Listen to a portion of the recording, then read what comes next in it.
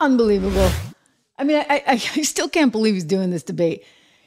More power to him. Great. He's out there, Donald Trump, trying to get in front of the people. But everything I learn causes me to question just exactly what's going down tonight.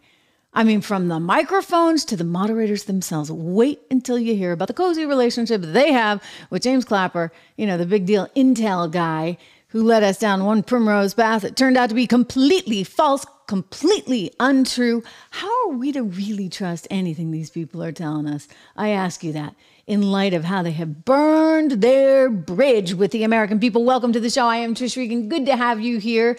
It is a big debate coming up tonight. Are you watching? Are you watching? I'm going to watch. I mean, I have to, right? This is what I do. I do it for you. I do it for you. So do something for me. Make sure you subscribe. Make sure you like. Make sure you share. Make sure you comment. Really, really important. Guys, we are climbing over 300,000 now. This is all organic. This is not marketing. This is not Trish saying, hey, do this, that, and the other, or paying any money for ads. This is because of you. So thank you for that. Make sure you subscribe to the show and hit that bell so you know when we are here. We are hours away from the big debate. And I have a few concerns. I mean, I've had concerns all along. I get it. You know what? He's ready, willing, and able to have a discussion with the now president anytime. It's like, you know what? I'll meet you there. Any moderator, any network you want. He told us that over and over and over again. And finally, somehow Joe came up with the idea that, yeah, he would do it. But then you got to say why, right? You've got to ask yourself, why is Joe Biden willing to do it? Well, a little bit has to do with the polls, which really stink for him right now. We'll get into that in a second. But he's got lousy polling numbers. And I think there's a part of him and a part of the White House that's like, this is our last chance. And hey, they got the media in their back pocket. And since CNN was willing to craft all these nifty little rules, well, sure enough, they figure it can be a safe enough setting, There's some wacky stuff out there, though.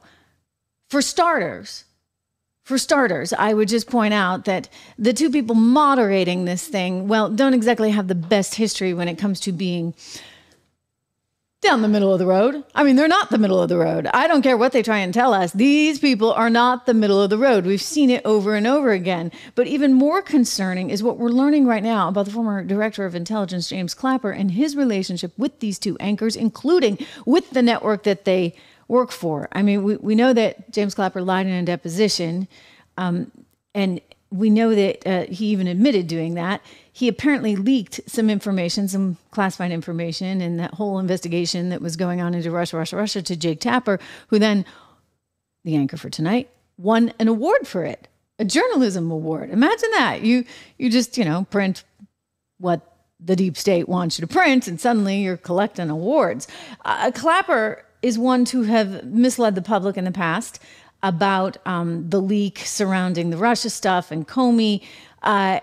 I do think that it's of concern, right? Because this is the guy that's going to be moderating the debate. On top of that, he somehow just drank up that whole lie that the 51X spooks kept pushing about the Hunter Biden laptop. I mean, that was over and over again. I mean, let's recall, shall we? This actually is an interview that James Clapper, who, by the way, was working for CNN, lovely, had with Erin Burnett on her show. But this is what he was repeating over and over and over again to Clapper, to Dana Bash, to Erin Burnett, to anyone who would listen, right? The same old narrative. When it came to that Hunter Biden laptop, you weren't allowed to say what it really was, which was Hunter Biden's. No, he knew that. Everybody at the FBI knew that. All the intel people knew that. And yet we got this. Take it away, Drew. Obama. So, Director, a bunch of questions from this. Let me just start with this. How much does the source matter, right? So you hear the story of this laptop. We don't know a lot. We do know that the way that this information is getting out is through Steve Bannon and Rudy Giuliani. How much does the source matter here? Well, source matters a lot, and the timing matters a lot, I think. And to me, this is just classic textbook Soviet-Russian tradecraft at work. The Russians have analyzed the target. They understand that the president and his enablers crave dirt on Vice President Biden, whether it's real or contrived, that doesn't matter to them. And so all of a sudden, two and a half weeks before the election, this laptop appears somehow and the emails on it without any metadata. It's all very curious. But so here you have a willing target, and the Russians, who are very sophisticated about how to exploit a willing target. And to me, that's what's at work here. And so, when you try to figure out the specifics of, whether that meeting email, for example, is real in the midst of this, do you think stuff like that could just have been planted in there and be completely fake? I do.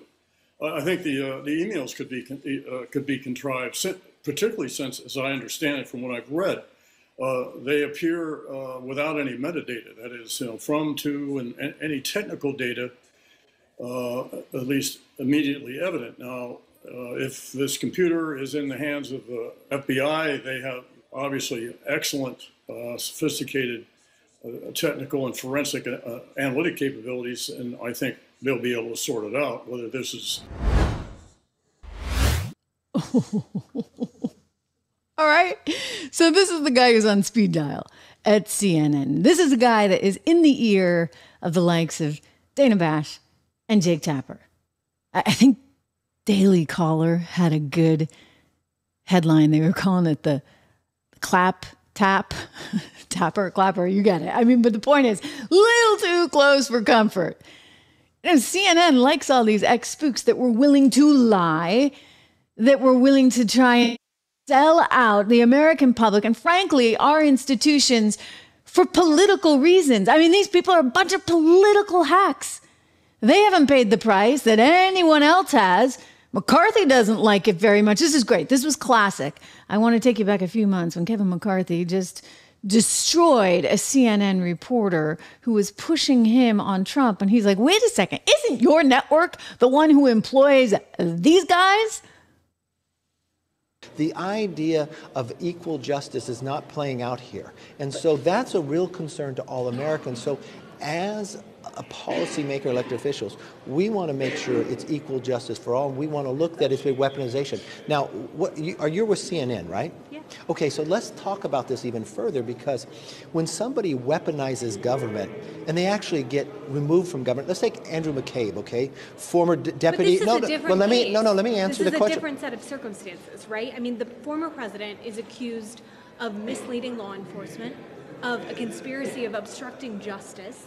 That's a different set of facts. Are you prepared to defend him as the former president, and what other actions will the House take in the House Judiciary Committee in terms of funding? Are you prepared to defend your network, CNN? I'm answering your question. You could ask me any question you want, but I'm entitled to answer the question, okay? You can't put words in my mouth. Even though your network can hire Andrew McCabe, who was fired from the FBI for leaking classified documents. Did you remove him from your network? No, you continue to put him on to give judgment against President Trump. Speaker. You also hire Clapper. Clapper has come out publicly. Mr. Speaker, and what steps is the House going to take in terms of, is there any effort to defund the FBI, any effort to defund the Department of Justice after what you've seen over the last several days? So your network hires Clapper, who literally lied to the American public, one of 51 other individuals that had briefings and used it politically to tell the American public that a laptop was Russia collusion, even though it had all this information about the Biden administration. Are you prepared to get rid of those people from your network? Because my concern as a policymaker is that when you weaponize government and now you're weaponizing networks, that is wrong. So we will take... And now you run the risk of weaponizing a debate. Again, going back and looking at Jake Tapper's reporting, remember that he published a story based on a leak that came from James Clapper, CNN employee, former President Obama's director of national intelligence, of course, that's Clapper, indicating that Russia had basically hacked into the DNC, right? It was Russia that did that and their emails, and they did that because Trump wanted them to do that.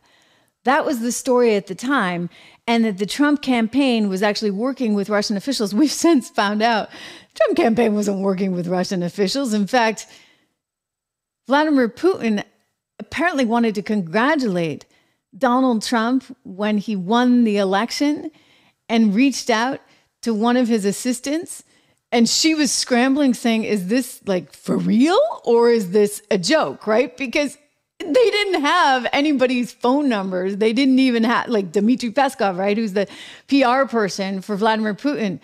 I might have had better luck, on my email account getting in touch with him than anyone at the Trump campaign did. And I say that because as a journalist, I actually have interviewed him in the past. But the point being, like, no one on the Trump campaign was talking to the Russians the way James Clapper was alleging and Jake Tapper, who won an award for his reporting, was alleging. So come on. All right, this is who's in the ear of the people that are formulating the questions and the people that are going to have the ability to turn off the mics. More on that in just a second.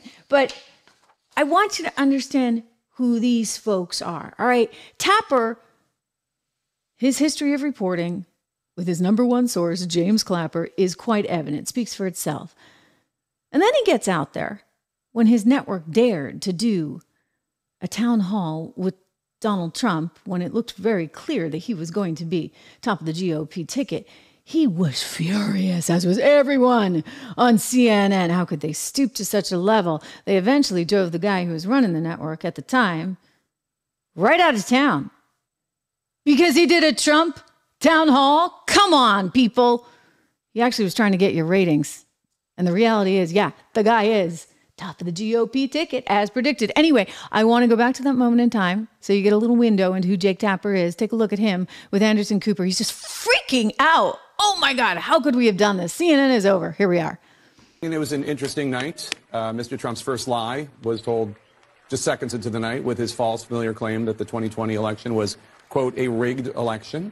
And the falsehoods kept coming fast and furious about the January 6th insurrection, about the threat to Vice President Pence, about Pence's ability to overturn the election, about COVID, about the economy, and more. He called a black law enforcement officer a thug. He said people here in Washington, D.C. at Chinatown don't speak English. He attacked Caitlyn as a nasty woman because she was... This is going to be great tonight. Just great, right?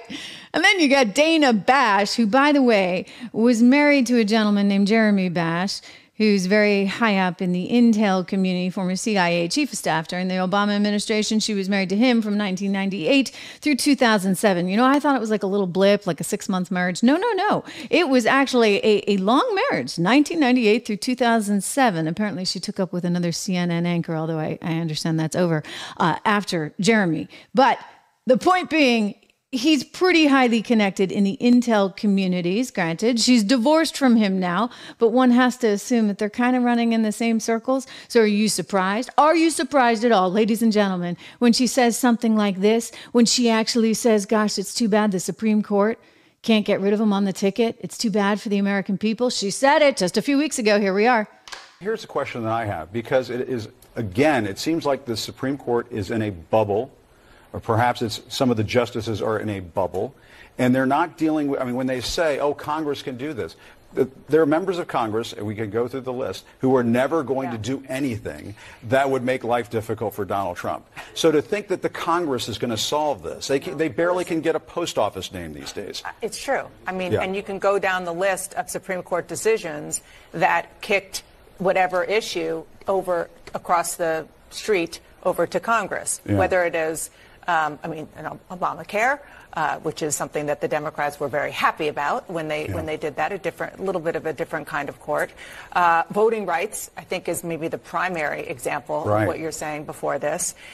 Look, unfortunately for America, the court isn't necessarily wrong that this is the way the framers wanted it to be. They wanted Congress, the people who are closest to their constituents, to be able to.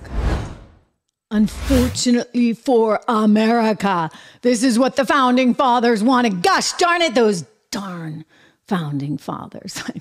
How unfortunate for America that Donald Trump is still going to be on the ticket. I'll tell you, he's going into a loaded situation. It is 3 against 1. And I'm not even talking about what's going to go down with the microphones. Have you heard about the microphones? So the idea here is we can just mute him. We don't have to listen to him anymore. If he says something we don't like, if he actually says, well, actually, you know what, Joe?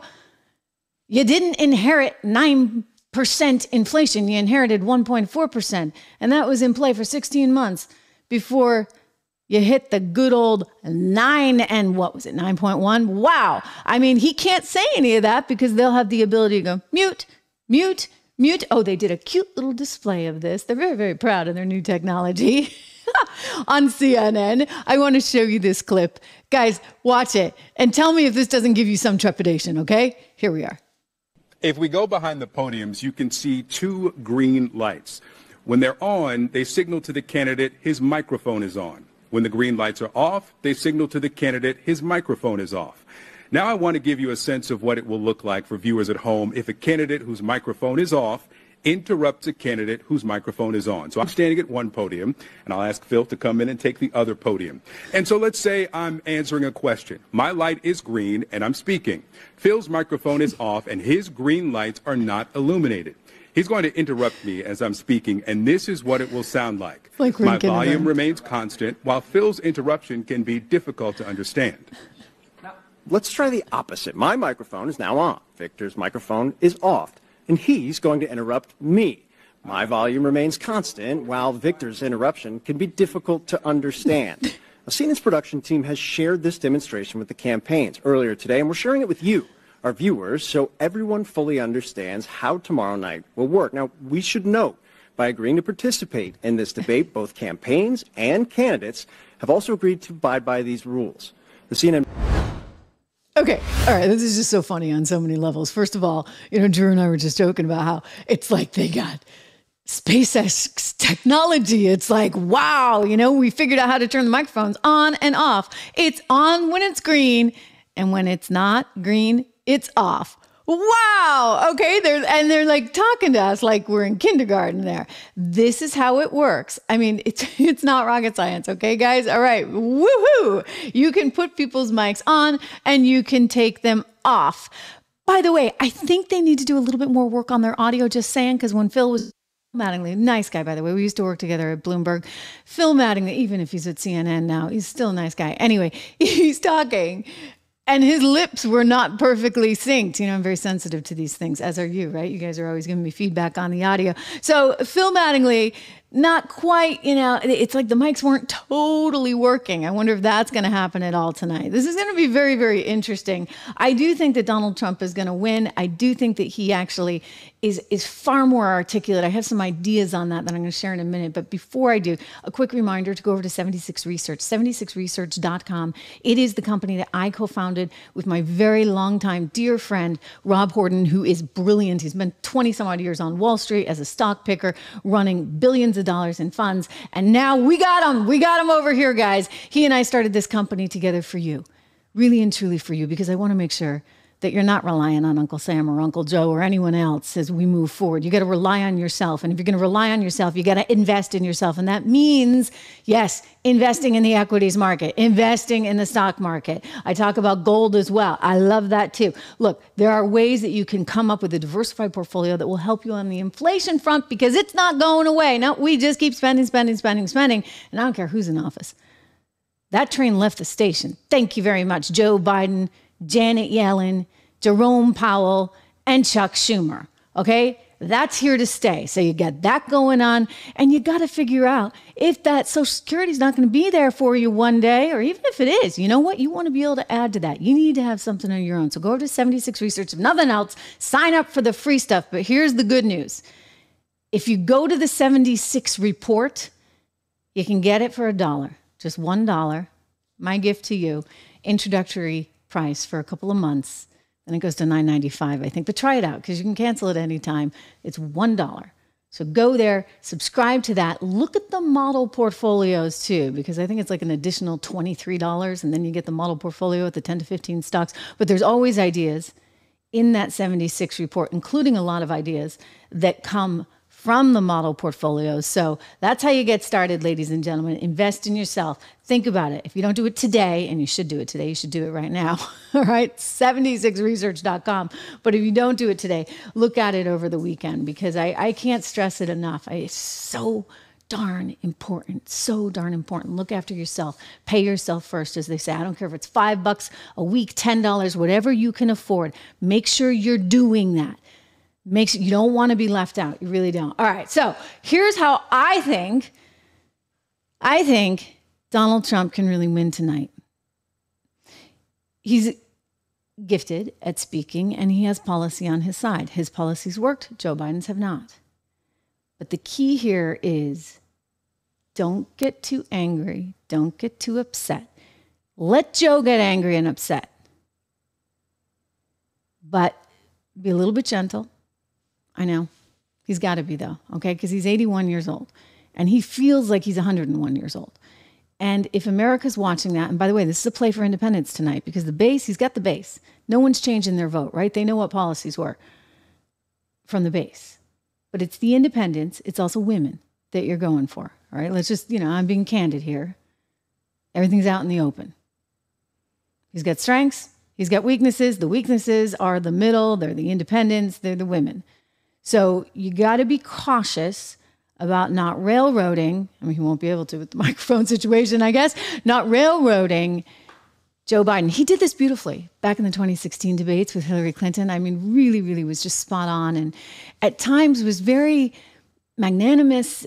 Seemed like he had a lot of empathy, was spot on with his humor, with his intellect, with his policy ideas. I mean, he really, really, really did a good job and came across as likable. He's got to come across as likable tonight.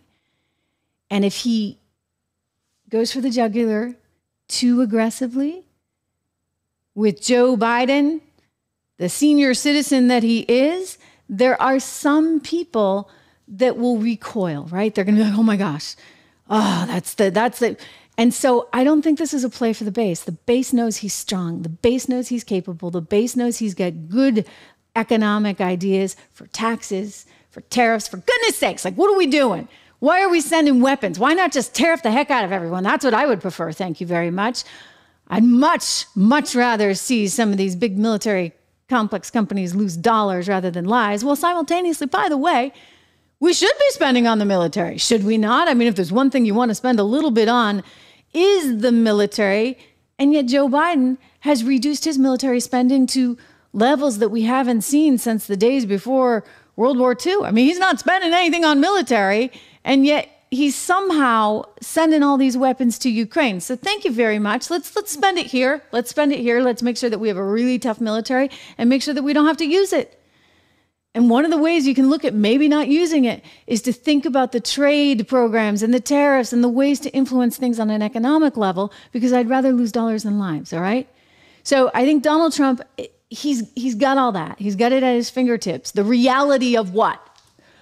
Inflation, for goodness sakes. I mean, 9.1%, that's what it shot up to after 16 months of Joe Biden. And yet Joe Biden is trying to say, oh, this is all Trump's problem. No, it's not Trump's problem. Guess what? Trump left you 1.4%, buddy boy. So that was not an inflationary scenario. You're the one that allowed all that spending. Your friends like Nancy Pelosi and Chuck Schumer, Jerome Powell clearly doing your bidding, or Janet Yellen's bidding. I mean, Janet Yellen used to run the Fed. Then Jerome took over and Janet went over to Treasury, where she is struggling. All right, that's what I'm going to say. Janet Yellen is kind of struggling because you see that transitory inflation scenario that she kept talking about forever, that didn't really pan out. It's transitory. It's transitory. We don't have to worry about inflation. That's not kicking in. It's not settling in. It's not going to become entrenched. Gosh, no. Well, it did become entrenched, as I predicted it would. And here we are, ladies and gentlemen, where, you know what, that time it hit 9.1% and then it was 6% or whatever. And they're, oh, it's going down. No, it's not going down. It's 6% on top of the 9.1%. Thank you very much. And even when it goes up 2.5% or 3% or 4% right now, guess what? That's all on top of what we had. And by the way, you don't really want it entirely the other way, because then you're dealing with deflation, which is a whole other set of problems. But you're never supposed to let it get to 9.1% or 6% or any of these other huge numbers that transpired as a result of Biden's economic policy. Bidenomics is a total failure. So Janet Yellen is in a bit of a predicament because she was wrong on transitory inflation. She tried to sell it. She's a really bad salesperson, really, really, really bad salesperson. She is an economist after all. And they've tried different things, right? Like part of the administration, and you're going to hear this tonight in the debate, part of the administration's narrative is that It's those big bad companies. They're charging so much for food. That's why you're paying more at the grocery store. Well, that's actually not true. And the Fed actually came out with a report just a couple of weeks ago proving that it was not true.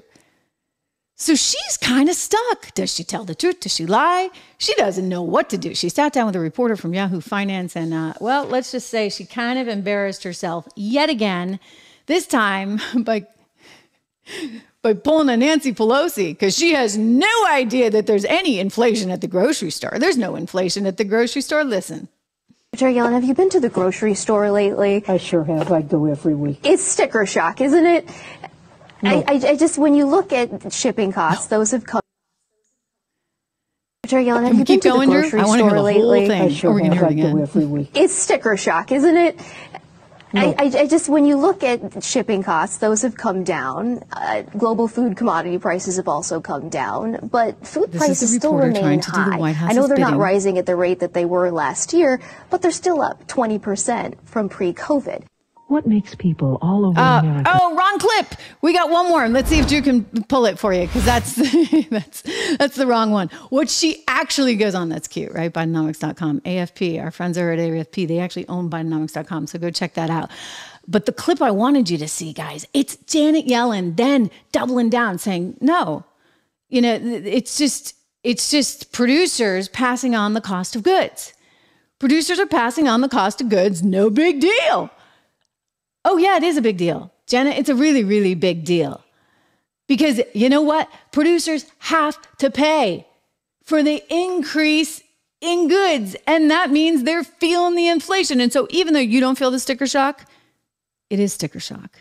She's trying to say, oh, well, it's a process, right? Well, we get it, all right? You know what? If you're a restaurant owner, think about it. Or if you're a grocery store owner and you're getting these goods and these goods are coming in and they're costing more because it costs more to ship them or it costs more for the farming materials, et cetera, then guess what? Yes, you're going to charge more. And so the pass-through costs are what we're talking about. So she tries to get all analytical about it. She gives this big explanation and the reporter's like, gee, I was just trying to help you out. I was just trying to help you sort of ding the producers and ding the grocery stores, even though that's not the real reason. In fact, if you look at the margins that the grocery stores are making or that Costco or Walmart or any of these other places are making, Rob and I did that, guys. We looked at all of these numbers. Well, guess what you're going to find? You're going to find they're making less. They're making less. I mean, they can't even pass on all the costs, which tells you inflation is going to get worse before it gets better. We did a big report on that at 76 Report. 76reports.com. Get your subscription. You can get it for just $1 with code word dollar, guys. Really and truly, this is a Treasury Secretary that I'm sitting here going, does she get it? Does she really understand with any kind of sense of gravitas just what's at stake? Remember when she was talking to Neil Cavuto just the other day, and he's like, hey, Janet, do you really, really get what's happened? I mean, do you tell the president? Do you tell the president that he's wrong? Is anybody going to tell him from CNN tonight, I wonder? Hey, Joey, you know, you're wrong. Because actually, it was good 16 months or so before we hit 9.1% inflation. I mean, how does she sit in a room with him?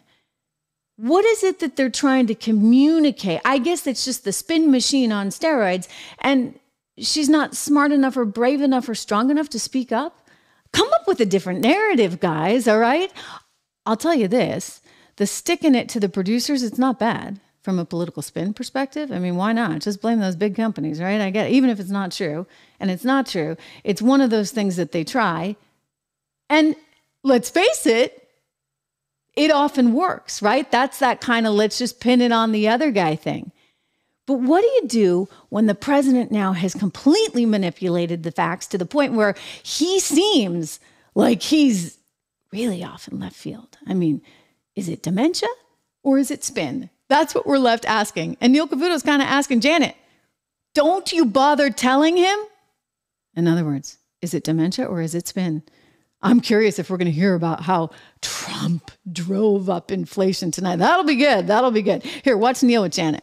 I wonder if you could weigh in, Secretary, on Joe Biden constantly saying, and I don't believe he's ever corrected it now, that inflation was 9% when he assumed office. And I've talked about this with other economic advisors of the White House, and they find ways to say, well, it was getting there, and that's what he's referring to.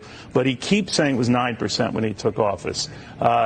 You're the top money person in the White House, and you know that was not the case. Have you ever tried to pull him aside and say, Mr. President, just so you know, inflation was not that high when you took office? Well, look, the pandemic had hit the economy, hit America and the world with full force at the time that President Biden assumed office. And which is why it was so low, right? Which is why it was so low when he took office. So I know that factors behind that and what was going on, and you're quite right to point that out. But he doesn't. He doesn't say that. Well, inflation hit 9% at its peak. 16 months after he took office. That was due to inflation was lower before the pandemic. That's absolutely true.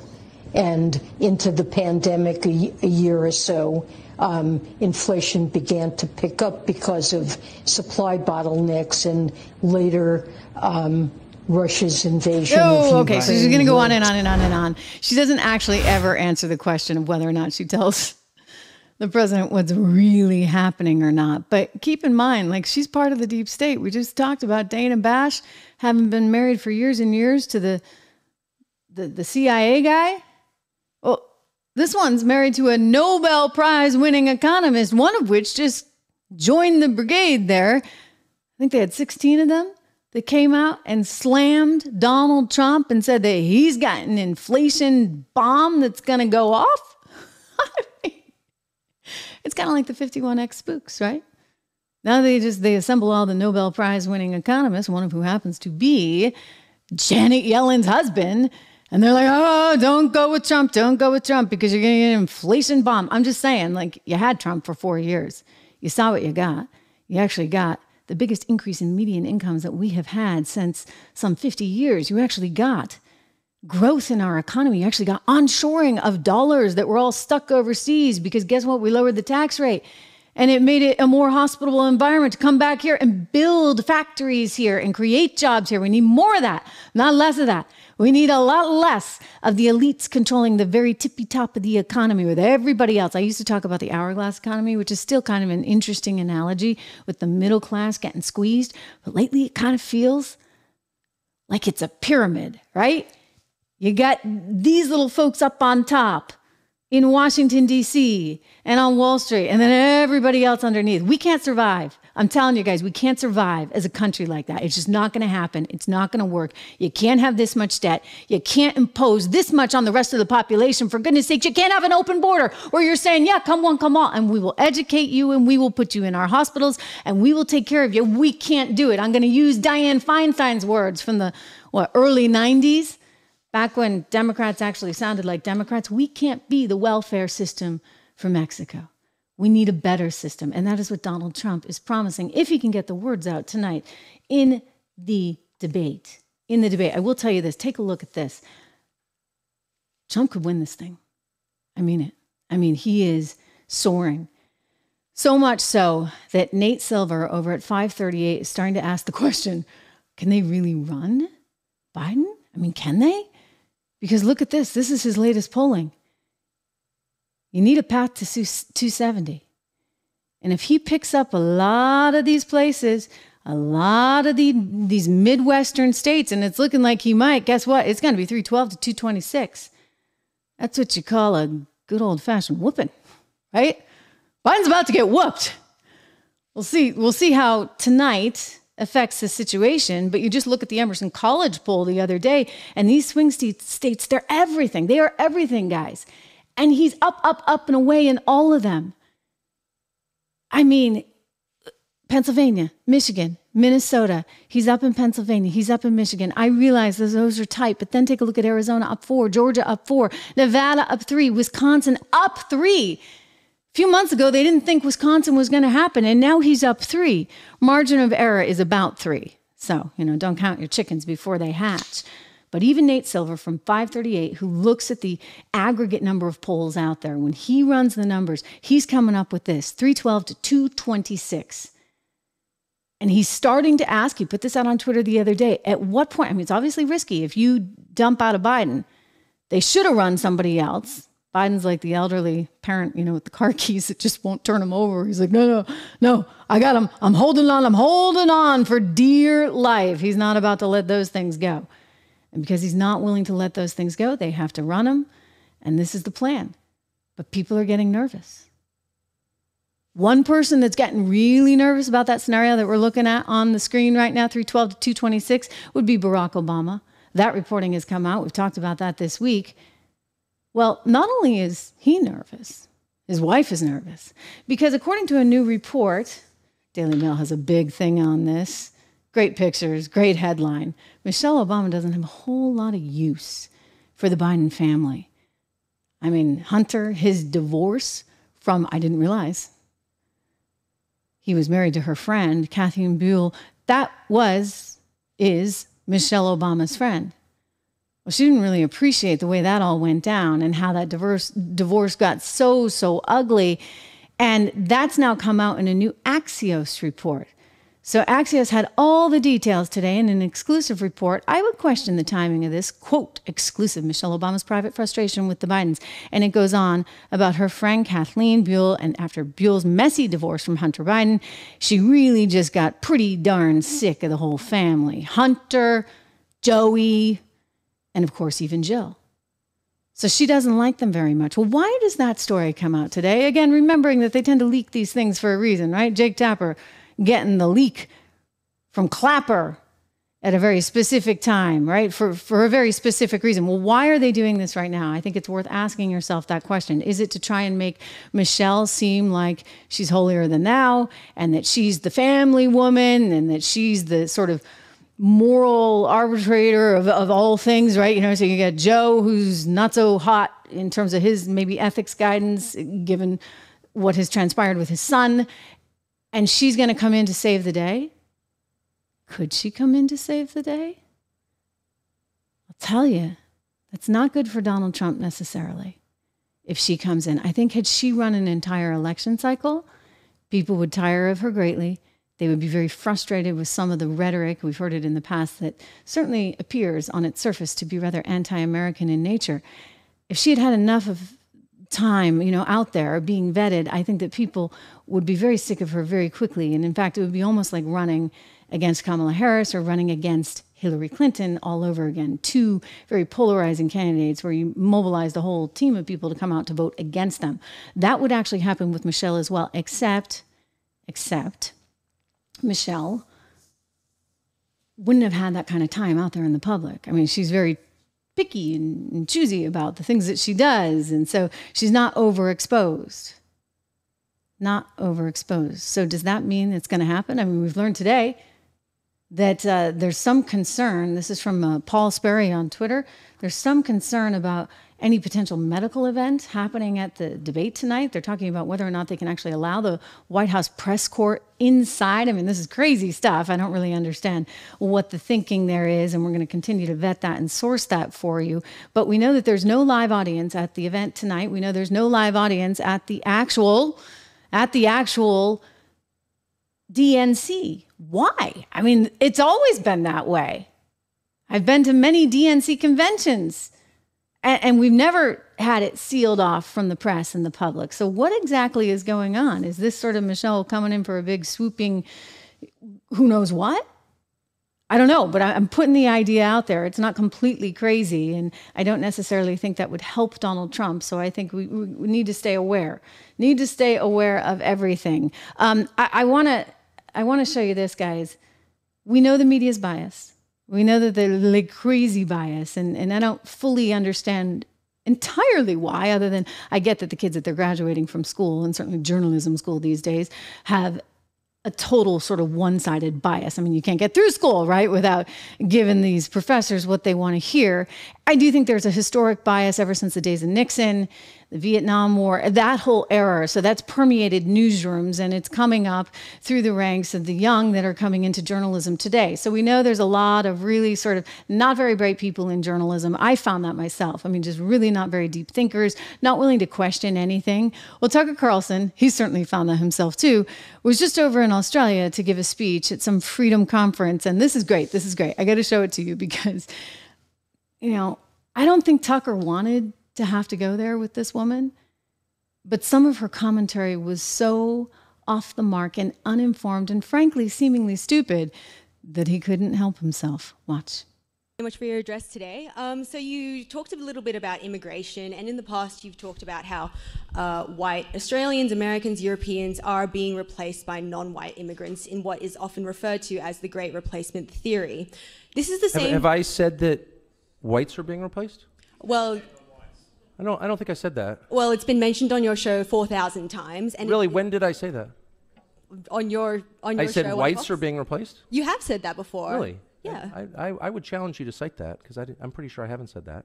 I said native-born Americans are being replaced, including blacks. Native-born Americans. Native-born Americans. And Americans who, like black Americans, have been African Americans, have been in the United States for, in many cases, their families over 400 years. And their concerns are every bit as real and valid and alive to me as the concerns of white people whose families have been there 400 years. So I've never said that whites are being replaced. Not one time. And you can't cite it. Untrue. So we just met, but when our relationship starts with a lie, it makes it tough to be friends. So well, you've been lying let's about pull my that back. press I'm happy gallery to explain what I do think. So. Well, you actually can't cite it because I didn't say it, and I don't believe it. And I'm telling you that to your face, so why don't you just accept me at face value? My concern is that the people who are born in the country are the main responsibility of its leaders. And as noted earlier, when those leaders shift their concern from the people whose responsibility it is to take care of to people around the world to put their priorities above that of their own citizens, that's immoral. And they are being replaced in my country, people who are born in the United States. And the birth rate tells the whole story. They are not at replacement rate. And so the U.S. population is growing because we're importing people from other countries. And my view is that happy people have children, and a functioning economy allows them to do that. And we don't have that. And so you need to fix the economy and fix the culture and make it so that people who want to have kids can. You don't just go for the quick sugar fix of importing new people. Like, that's my position. And if you think that's racist, that's your problem. I never called you a racist. But of course you are suggesting, and well, I must say, one of the reasons people don't like people like you in the media is that you never say exactly what you mean. Your slurs are all by implication, and you're about to tell me the Great Replacement Theory is racist or anti-Semitic, whatever. I've said what I've said to you right now like 100 times in public. I hope to, if I live long enough, say it 100 more times. I think it's completely honest and real, not racist or scary. It's factually true. It's not a theory, it's a fact. And the whole point of your question was to be like, you're a scary racist. Well, I haven't. And my response is, no, I'm not. Okay, well, how about no more lying in your questions, and then I'll answer it. Okay. Well, this is the same theory, or as you say, idea, that has inspired the New York Buffalo shooting where 11 black Americans were killed. On. 2 you know white what I mean? Americans were killed. Like, and it's also inspired. It's not. First of all, it's inspired one of the worst Australian guns how do they of all get time people to this shoot stupid in the media? I guess it doesn't pay well. Look, I'm. He's like, how do you people? Why are you so stupid? Why are you so stupid? Listen, I've had this conversation with many people over the years.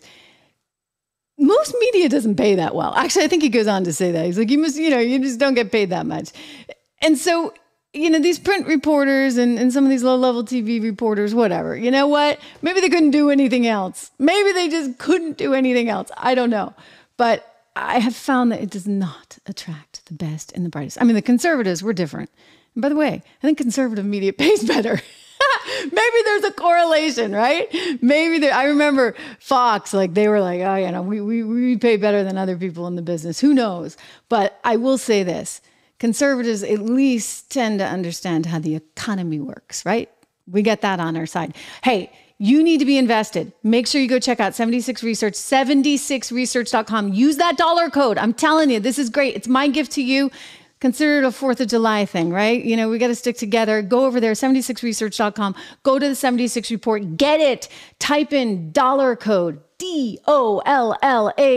That's the code. You can subscribe first couple of months, just $1 each. Cancel anytime. Check it out. I want you to invest. I want you to be prepared. Focus on your future. All right? Important times. I'll see you right back here live with a full rundown of what we see tonight on CNN. I'll talk to you then.